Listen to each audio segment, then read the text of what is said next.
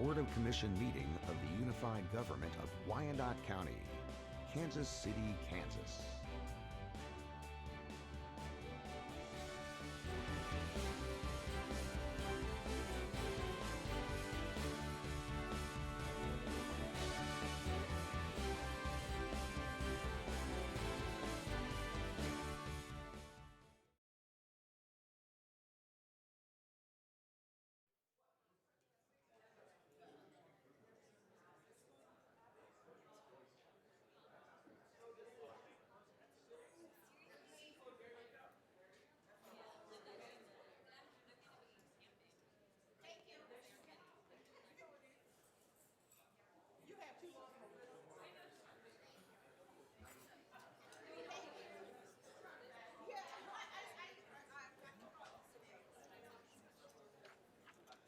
Good evening, everyone. We want to thank you for attending tonight's commission meeting. This time I'll call the meeting to order. Would the clerk please call the roll? Roll call, Townsend. Here. McKiernan. Here. Murguia. Here. Johnson. Here. Kane. Here. Markley. Walters. Here. Philbrook. Here. Bynum. Here. Burrows. Here. Albee. Here. This evening, I don't see Reverend Carter. Commissioner Johnson, would you lead us in our invocation? Please stand and remain standing for the Pledge of Allegiance.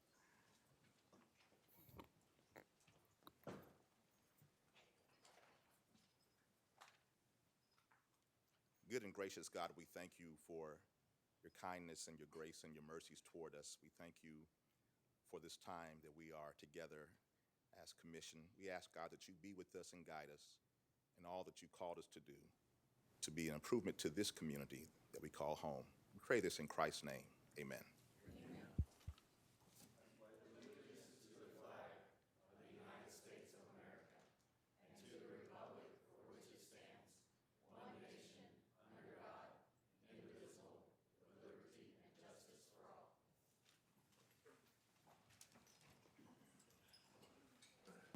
I'd ask the clerk if there are any revisions to tonight's agenda. Yes, Mayor.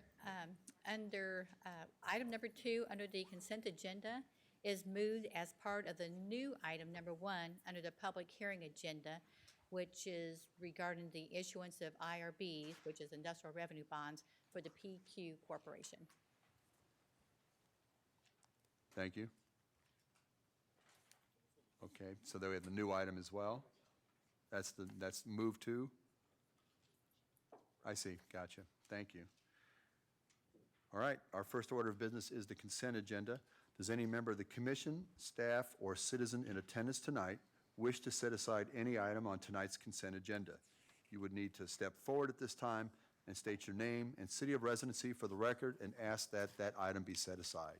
Move. If an item is not set aside, all items on the consent agenda will be voted on by one vote. Second.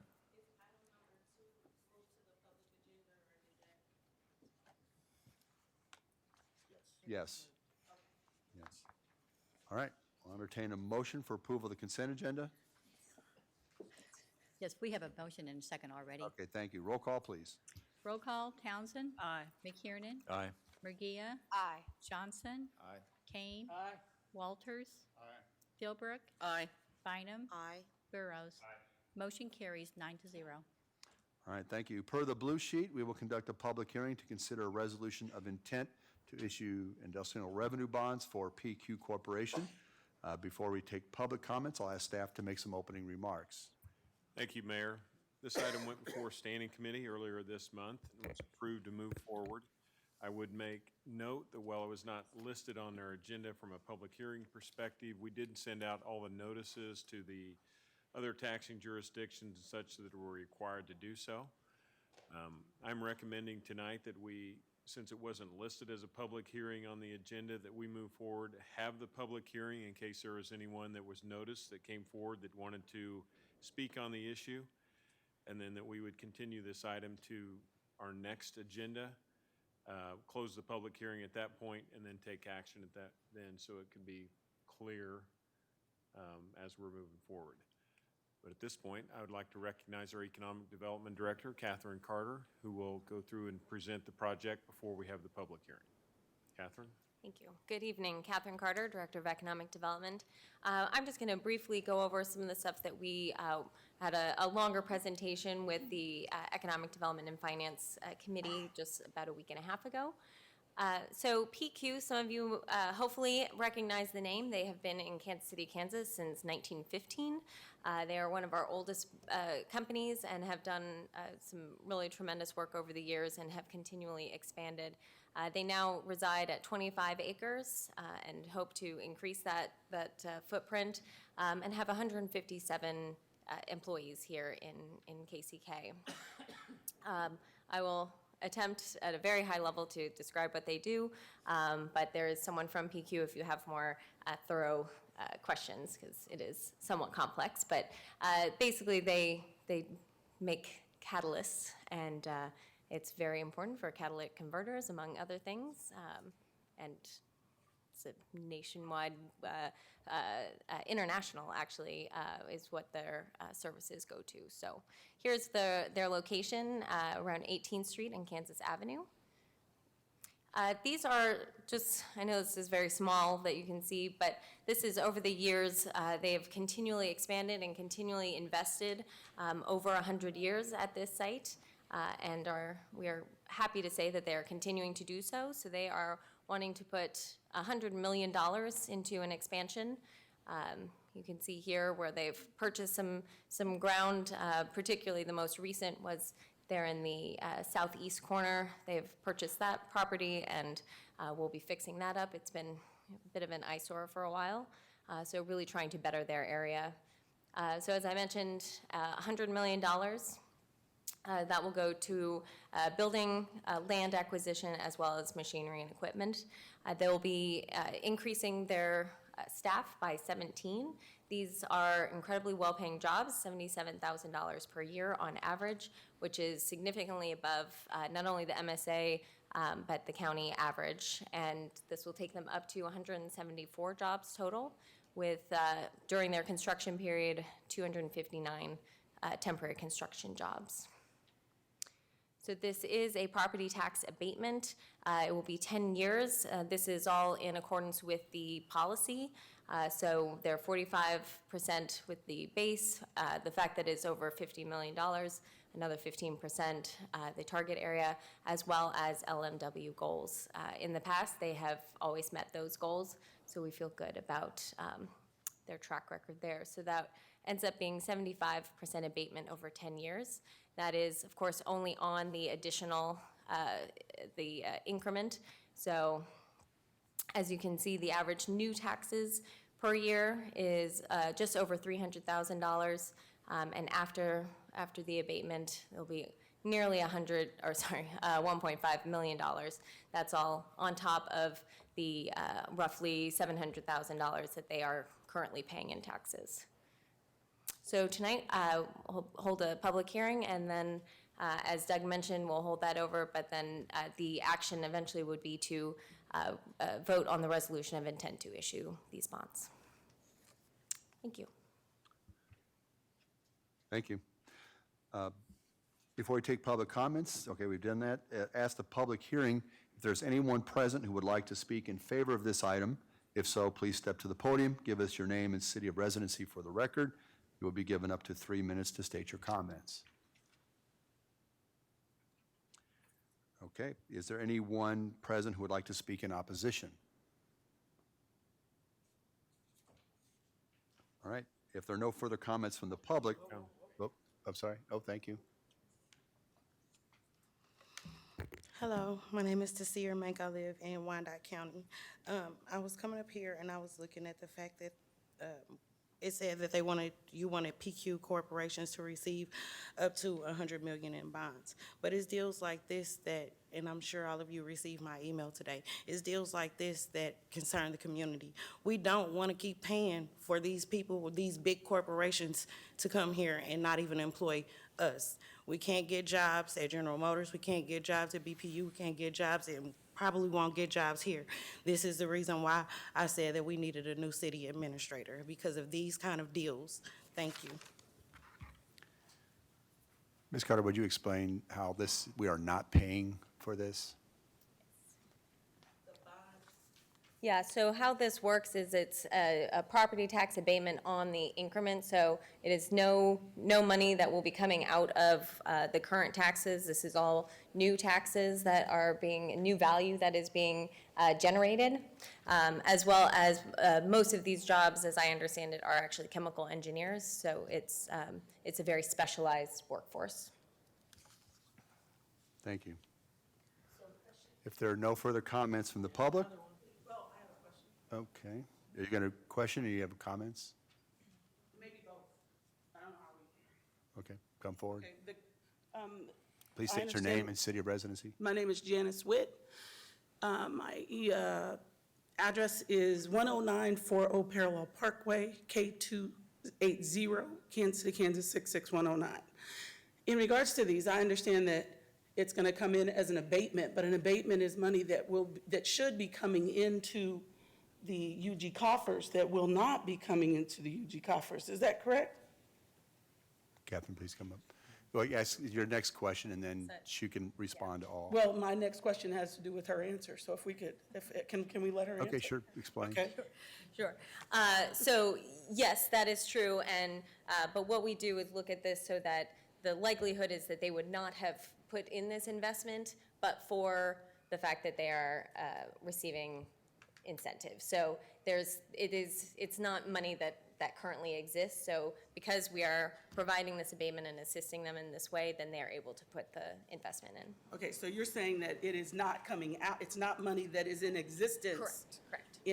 But if we don't give them $100 million, how many? Well, we're not giving them $100 million. Okay, if we don't give them $100 million abatement, which means that their taxes, we're not gonna have that $100 million coming into our coffers, then they won't come. So No, it's, yeah. no. That's, Please, I mean, You have- explain, because you have- that's what you it have- sounds like to me. no, that, So, I'll try to explain this Okay. better. So the way industrial revenue bonds work is basically, it is so they're looking to, they're buying property, they're buying land, they're building, so they're putting in an investment of $100 million. They are paying for all of that, so they are spending $100 million. We're putting it in our name so that they can basically have a property tax And allowing them not abatement. to pay taxes. Yes, but it's on $100 million, so it's not, so there's a differentiation. It is not $100 million in taxes. It is. That's right. The property is worth $100 million, thus the taxes, I could figure it out if I had a moment, but the Okay. taxes are would be much less than that, but, I understand that. yeah. thank you. I'm sorry, ma'am, that's not how this works. But I understand that, that it's an abatement. So I understand what the abatement actually is, but those are still funds that should be coming into the UG coffers. So that's my concern, is that we continue to allow outside organizations not to pay taxes into the UG coffers, which then leaves us short, like we were on this particular budget. I think we were several $100 million, whatever, short. No. How many million short were we on this past budget? Four? Okay, so we were several million dollars short on that budget. But if we could stop some of the abatements, or at least some percentage, or get something out of those abatements for the people in the community, I think we would have less pushback from the community. At this point, it feels like we're giving something that they're calling nothing and not getting anything in return for it. So that's my issue with that. And if we've got seven jobs coming in, are the jobs that are coming in at 77 million, is there any agreement to guarantee that some of the jobs will be guaranteed for people who live in Wyandotte County? No. Go ahead, explain that. Sure. So one thing about this, when you look at this development coming in, this is a company that's been in Kansas City, Kansas for 105 years. So it's not an outside entity coming in here and seeking this as they look to grow. One thing we've noted over the years with PQ, they've done many expansions, and we've offered various forms of IRB for them. We compete against their expansions on an international basis. Many times it's in the Netherlands and such where they're looking to grow. which is where they could have moved their company years ago. So by being competitive, allowing them to get some abatement for a 10-year period on new growth, then they stay here and they continue to reinvest in our community year after year. And so they're now paying a couple million in taxes. In 10 more years, they'll add another $1.5 million. I'll also add that it's also one of those, when we look at for evaluation, it's kind of difficult to value all the equipment they have in there from a lot of pipes and fixtures that come in. So this allows us to really settle this in advance, puts us ahead to say, here's the value of that company, what they're going to be. And then they continue to look at this as a good place for their company to reside. So no, we do not have a requirement in there that says when you hire the new 17 chemists that they will reside in this community. Over the years, some may live here, some may move in different areas, but they've been here over 100 years. So they have shown a strong commitment to our community, and they continue to increase their tax base and pay more and more every time they do one of these developments. And we are committed to them as well, as a community. I believe this community, a lot of us have family, friends that work there. We're committed to PQ. I am for PQ coming. I am simply for there being a responsibility to the community as they grow to grow this community base as well. I don't mind PQ getting an abatement, but I want to make sure that there's a sunset on that abatement. I don't want us to give them a 10-year abatement and then in 10 years we're giving them another one. No, we never- Because then we're still, You can only do it for 10 years. That's a. yeah, but they can get another one. If they grow more. There you go, if they grow more, and we want They them to. continue to That's why- expand and add. Okay. I mean, I think your time is up. So I just want to say in general that what we do with economic development is if we're going to expand the tax base, we are in a competitive environment and we have to provide incentives to allow companies to expand or to settle here. In the long term, this benefits our community because it does expand and diversify the tax. But in the short term, this is sorry, ma'am. killing our Okay. community. In the short It is term- my opinion, Doug Bach must I'm go, sorry. and Mr. Alvey, if you are unwilling to make Janice, that I'm happen, sorry. it is your job to go Out with of him line. as well. You are out of line. Thank you. If there are no further comments from the public, I'll close the public hearing. But however, this will remain open until next week because of the way it was noticed. Do any members of the commission have any questions or comments?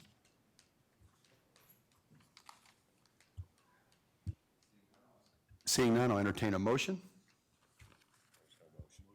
Oh, that's right, there is no motion. Yep, this is being held over. Okay, that takes us to the administrator's agenda.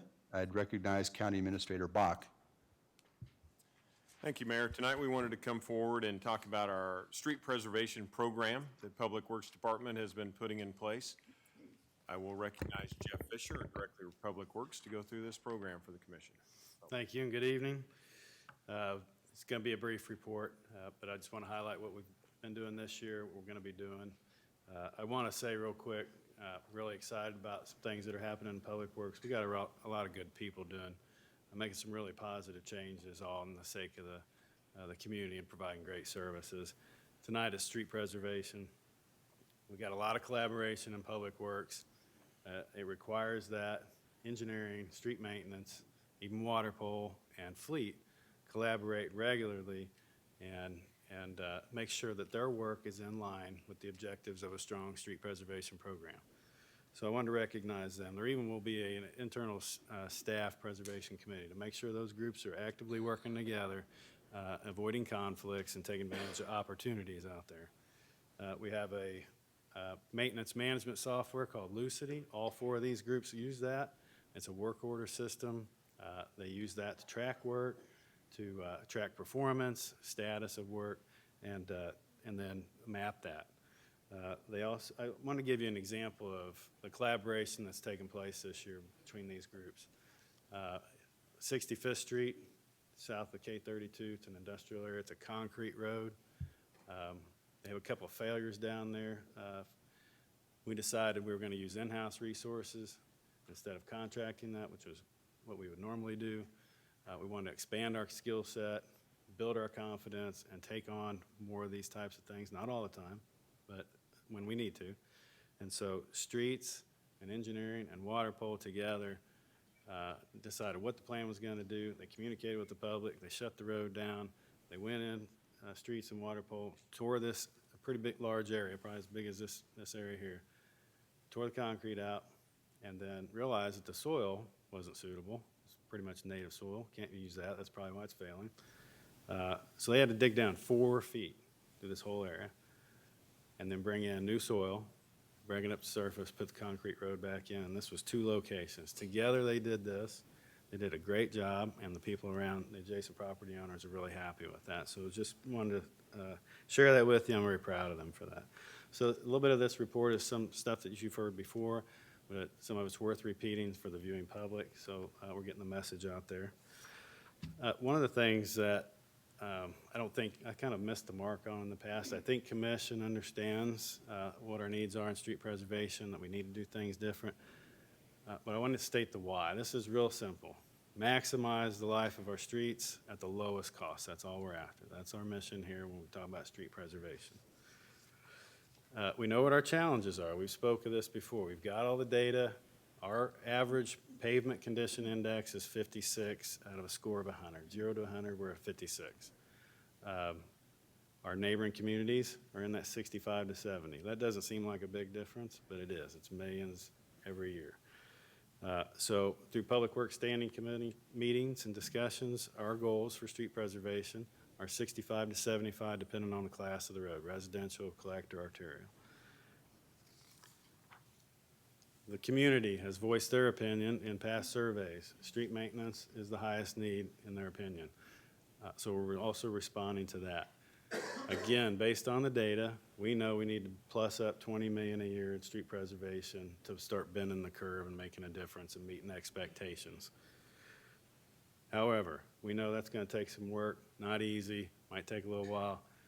Staff is not waiting on that. We are already working to get smarter and more effective with the monies you've already allocated to street preservation, and we'll highlight a little bit of that. First, I just did want to acknowledge and note that staff's really excited about the new commission goal for infrastructure investment. So challenges, again, failing curbs, gutters, we have ADA compliance issues, we have a consent decree on that, and a variety of road integrity issues. I did want to point out one that's very important, and we've talked a little bit about this in stormwater as well. Roadside ditches, when we normally look at roadside ditches, we just think simply stormwater conveyance, move it off the site, move it away from the site. But really, as important, those ditches, when they're functioning correctly, protect the integrity of the road. So a ditching program serves two purposes. We want to start doing that this next year, and believe we will be able to do that. A variety of things going on right now. We've talked a little bit about each of these, or a couple of these. I'm just going to hit on them individually real quick. Microsurfacing chip seal, we started using that last year. We're going to continue to use that. Microsurfacing, we're going to start using chip seal next year. We have to start using that. That is a surface treatment. It's liquid emulsion. Other cities use that. It's very cost effective. It helps us get more life out of the pavement. This is a big one. The county engineer this year decided to adopt American Public Works Association asphalt mix. Most in the metro have been doing that. UG starts doing that. Advantages to that, including costs. Streets Division, really excited about this one. I think I've mentioned this in past meetings, but about midway through the year, we implemented new restructuring in streets. It is, instead of the district model, now we have employees and teams committed to street preservation. We have a different team committed to special projects, and we have a different team committed to traffic. And that's what they do year-round.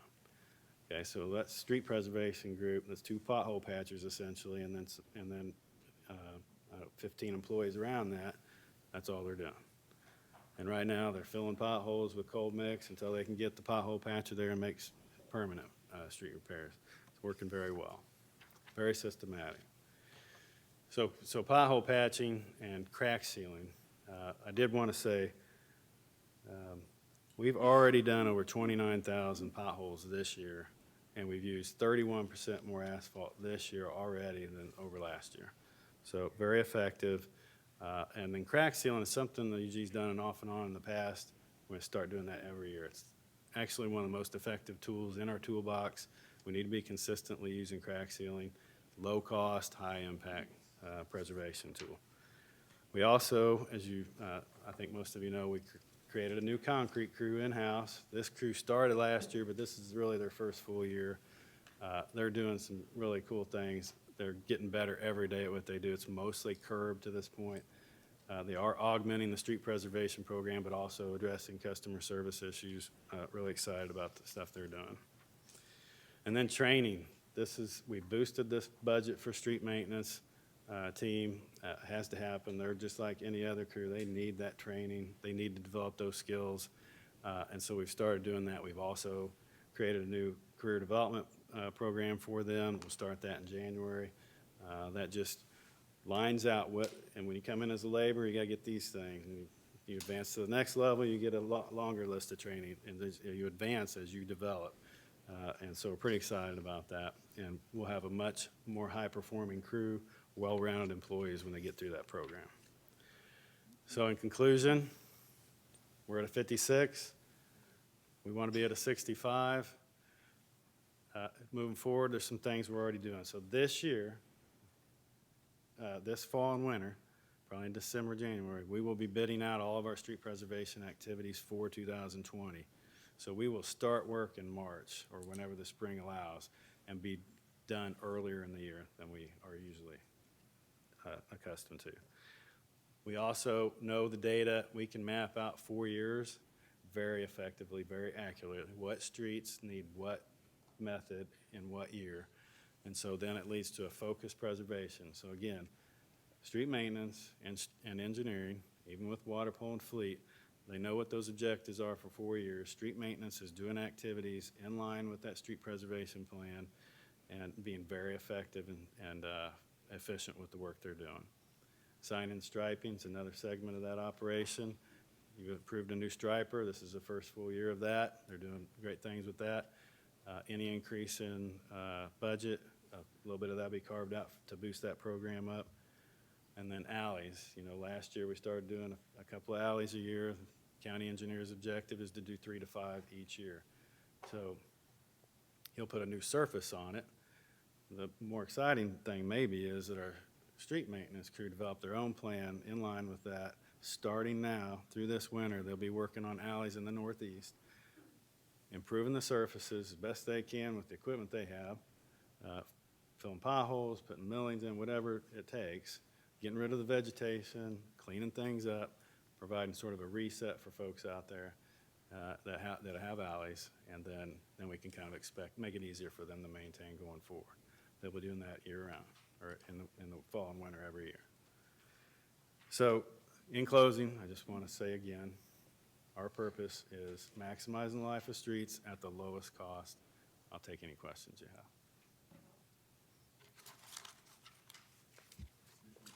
have.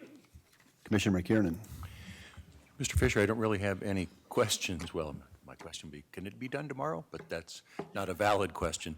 But what I do want to say is I want to say thank you to you, your team, and your department. And anybody who lives here knows, we have enormous infrastructure challenges. We have an older city, especially here in the eastern part of it. We have deteriorating streets, curbs, sidewalks, and alleys. And you and your team have embraced the challenge, and you're using data to try to focus on being the most effective and efficient. And you're developing real comprehensive plans, and you're stretching your budget dollars as far as they could possibly go. You're really being innovative, and as several of the things you showed us here tonight, you're solving old problems in new ways, and that's how we have to get things done around here. So kudos to you and your team and your department for doing it that way. Thank you. Thank you. Thank you. Thank you for the presentation.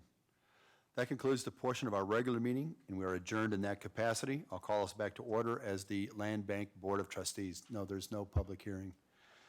Does any member of the commission or anyone in attendance tonight wish to set aside the one item on the Land Bank consent agenda?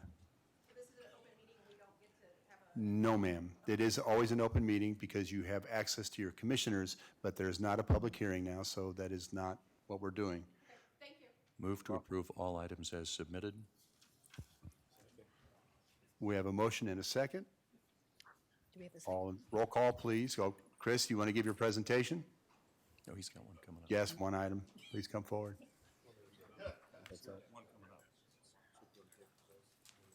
Okay, take the vote. All right. Roll call, please. Okay, I'm sorry, I did not get the second. Oh, thank you. Tom Burrows. Okay. Okay, roll call, Townsend. Aye. McKiernan. Aye. Regia. Aye. Johnson. Aye. Kane. Aye. Walters. Philbrook. Aye. Bynum. Sorry. Aye. Burrows. Motion carries 9-0. All right. One, are we right here? What is? Okay. One final item for the evening is under the Land Bank Board of Trustees agenda. We have an item on the Land Bank Rehab Program. I'll recognize Chris Slaughter.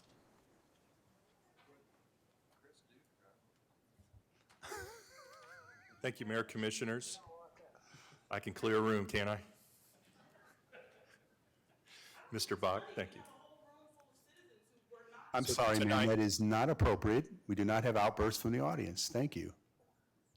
So You have a right, but you have to follow the rules that we have. So if you do not want to do that, please leave. Chris, please continue. Thank you. Tonight, what we're going to do is do a quick recap of the progress of the rehab program.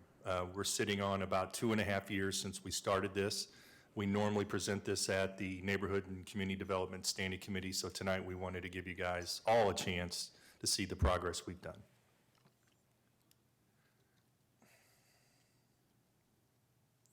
Okay, the first slide here tonight is the number of contractors, and this is over a 12-month period. So as you can see, we've gone from a little over 80 contractors. We're currently sitting at 179 that have joined the program. The number of houses in our rehab program has dropped from about 90. We are now currently sitting at about 71. The houses with no offers, at the standing committee on the 30th, we reported we had no houses left to be, for our contractors. We did have to take one back, but we will make that available when we get our next tax sale houses, and we expect that'll be gone too. Our demos that we've recommended are still sitting at 33, and that is just generally part of the demo process of all the extra steps that we had to take over the last couple months because of some of the houses being in historic districts. The houses we're recommending for demo is now up to 16. So, I'm sorry, let me go back. This previous slide is the number that we have knocked down. And that has not increased from the 16 that we have just because we're waiting on the process. We've had to take some to the Landmark Commission and those type of things. So it just takes an additional time. The houses that have rehab started is sitting at 51. The houses that we're waiting to close is currently sitting at 1. And that property, we have some underground tanks that will be taken out next week. So we should expect this rehab to start hopefully by the end of the year. And the completed number of rehabs is sitting now at 47. So that's 47 houses that have been completely rehabbed. Again, at the Neighborhood and Community Development, we've shown some updates on the progress. Great work by a lot of our contractors. So just some numbers again. We started in May of 17. We have 47 complete. We also have neighbors improving the property on the same block, maybe a new roof. We had one resident that put in a new driveway. They're painting their houses. You know, they don't want to be considered the ugly house on the block anymore. So since the start of the program, we've increased on these houses appraised value of over $1.3 million. Now, I added based on March 1st, and that's when the appraiser's office adds the new values to the system. So the plan will be next March, we'll come back with updated of that number. We're definitely feeling that it will majorly increase. We've had 21 houses since the March 1st postings that have been completed, but unless we wanted to go back to last year's value, we figured that just wouldn't give us a good solid number. So the plan is to come back in the spring, and we'll give you an update on that with new numbers. And that was my presentation tonight. Any questions or comments? Commissioner Bynum? As far as the number of homes in inventory being almost at 0, Correct. and 160 contractors ready to work on homes, what plan are you utilizing for homes in the pipeline? Well, we're really limited based on two means to get the houses. What doesn't sell, or it doesn't, the people that win bids at the tax sale don't come and pay, those come to us. And our only other option is through donation.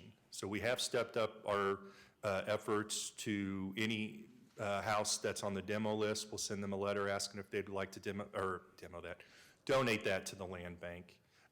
Every once in a while, we'll get calls about abandoned houses, or other staff will recommend, and we'll send letters out to them. Sometimes we get a response, sometimes we don't. So we have a tax sale in December. Yes. And do you already have a sense of the parcels that are being placed in the December tax sale? How many of those have a home? I mean, does your staff, you and your department already sort of have a feeling for how many of those potential? There's always potential, but again, as long as somebody's bidding on those houses from the public and coming and paying that amount by the deadline, we can't touch those. Right. So we're really at the mercy of the county. Now, in a good way is we're having great redemptions, we're having great sales at the tax sales, so I don't want to slight that at all, but we're really at the mercy of the houses that nobody wants, or they don't come back and pay by the deadline. So after the tax sale, you'll have a better understanding of what your potential inventory could be at that time. Is Correct. that fair? Yeah, that's exactly right. The last couple sales, we've had some small numbers, maybe a handful. We should get maybe close to a dozen from the August sale. We're still waiting on the deed to get that transferred to us.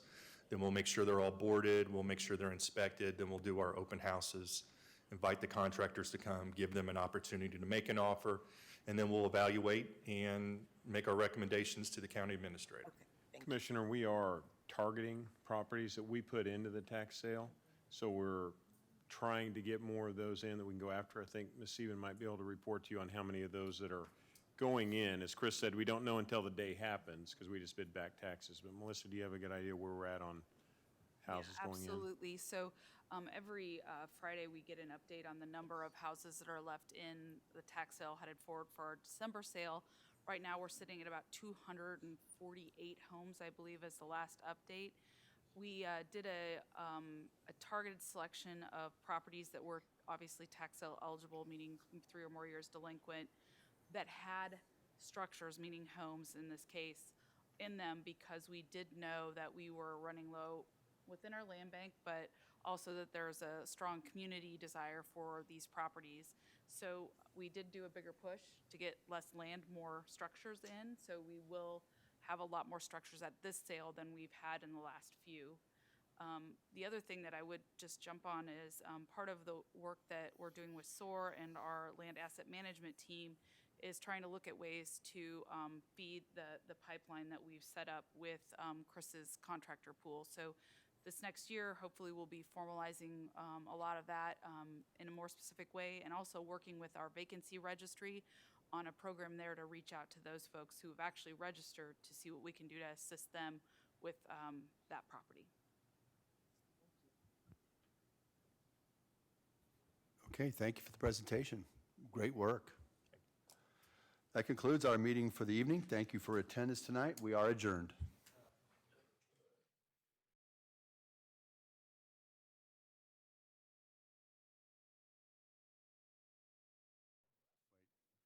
We do have an executive session, correct? Yeah. Mr. Mayor, I move that the commission go into executive session Good. until 8:10 p.m. to consult with our attorneys and to discuss under the attorney-client privilege confidential matters related to pending litigation as permitted under the Kansas Open Meetings Act, and that staff designated by the county administrator be present to participate in the discussion, and that if there is no further business, we adjourn at the conclusion of the executive session. We have a motion and a second. Roll call.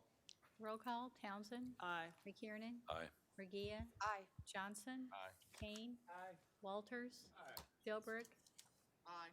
Bynum. Aye. Barrows. Aye. Motion carries 9-0. All right, we'll convene immediately in the ninth floor. Thank you.